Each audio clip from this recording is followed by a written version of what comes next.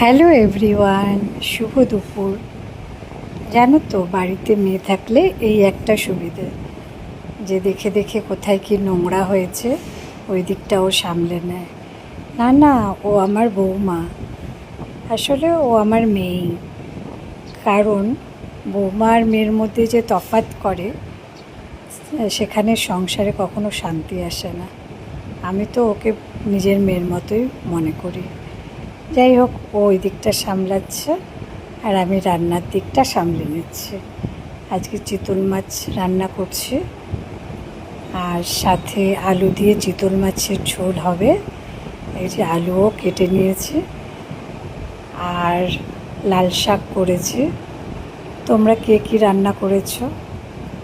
আর ভাত তো থাকবেই, ওটাও বসিয়ে দিয়েছি।